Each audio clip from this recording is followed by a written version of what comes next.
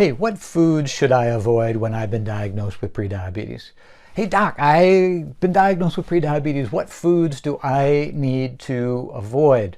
Hey there, I am Dr. Topher Fox, endocrinologist in Superior, Colorado. Today we are talking about how to think about foods to avoid. Very common question when folks have been diagnosed with prediabetes. What foods, if any, do you need to avoid when you have prediabetes and you are looking to prevent diabetes and ideally reverse prediabetes altogether? So why is this important? Well, when you try to look up prediabetes treatment or nutrition for prediabetes, it's a really confusing space, in particular on the internet, because there is a camp that says no carbohydrates ever. There's a camp that says, hey, carbohydrates are okay, but no oils ever. There's a camp that says, hey, really the only thing you need to do is get rid of animal products. And it can leave you feeling kind of frustrated and confused and sometimes even overwhelmed because you don't know what is supposed to work for you, what's going to work for you. And so I was wanting to give you a little bit of insight.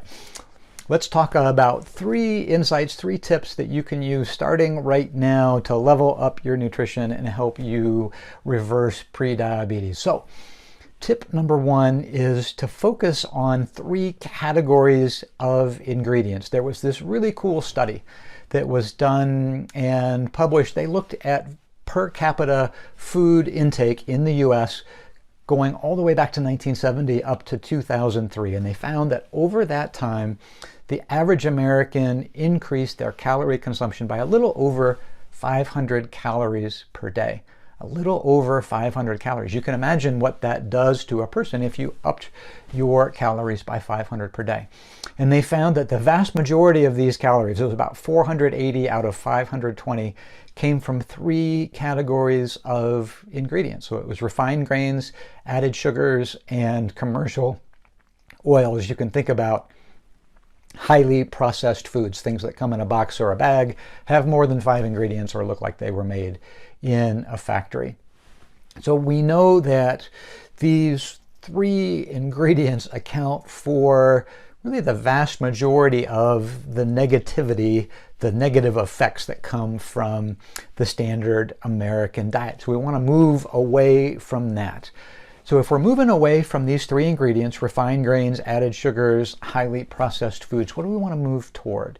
So tip number 2 is to think about doing what we call elevate food quality.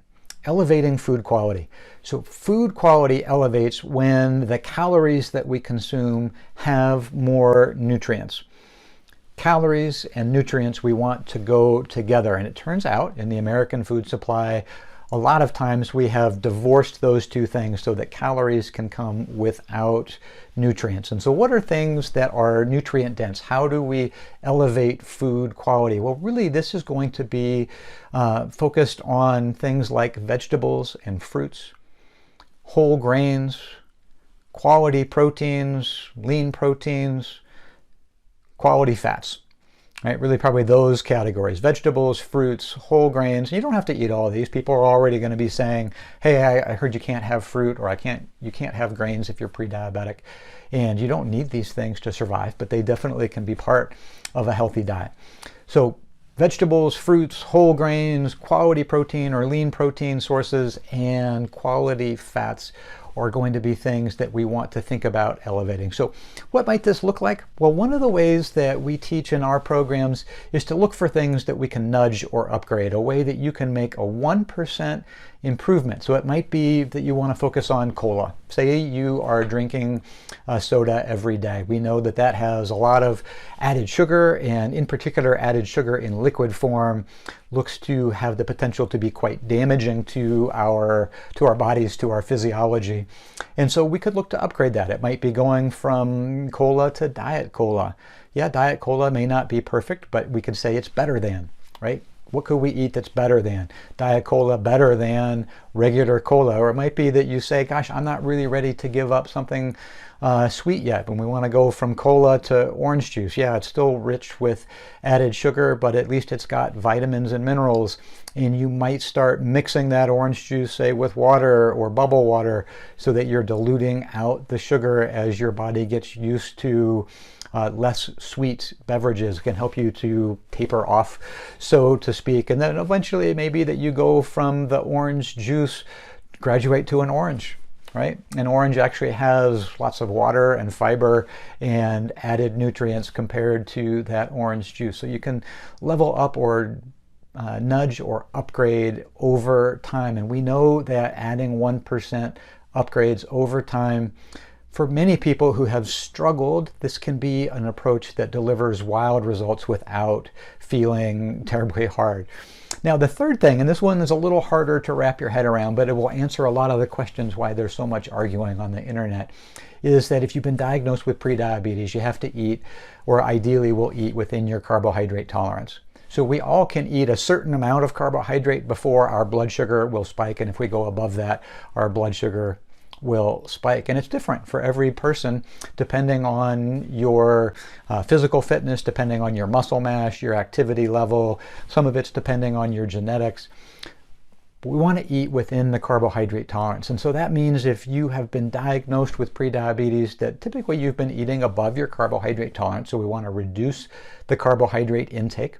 For most people, shooting for 15 to 30 grams per meal. And then in particular, going back to number 2, elevating food quality. Going back to number 2, we want to look and say, well, gosh, can the carbohydrates that we eat, can we make sure they're quality carbohydrates? Can we get rid of the refined grains and the added sugars and the highly processed foods? And can we focus on putting in the vegetables and fruits and whole grains, and then anything that would combine with quality protein, quality fat? But for the carbohydrates specifically, can we focus it on vegetables, fruits, and whole grains? Again, you don't have to eat all of these things. You may find that it's easier for you to skip grains altogether. That's okay.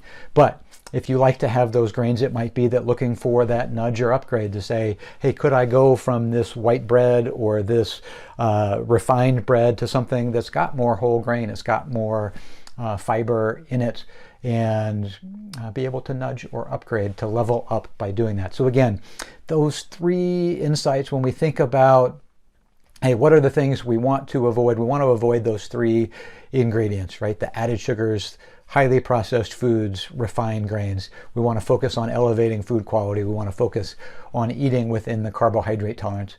And I forgot to mention, there are ways to specifically level up or measure that carbohydrate tolerance and work on improving your carbohydrate tolerance. And if that topic interests you, we talk about this, we teach about this, we learn about it inside our training program, specifically Reversing Prediabetes, the membership for postmenopausal women, women 50 plus who've been diagnosed with prediabetes, because you have unique needs, unique physiologic needs and changes like decreasing muscle mass or disrupted sleep.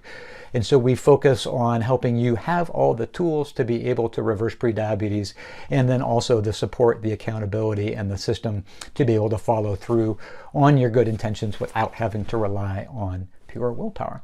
And so if that interests you, please check out our program at reversingprediabetes.com. The link should be up there or down there, reversingprediabetes.com. Your first month is always available for $1. So hey, as we sign off, your homework now is to think about where you have those 3 ingredients in your life: refined grains, added sugars, highly processed foods. And just think what you can do this week to nudge or upgrade, to make that one improvement that's going to give you a 1%, a 2% nudge this week, that as you start stacking these things together are going to deliver wild results for you. So until next time, wish you peace. Dr. Topher Fox signing out. Take care.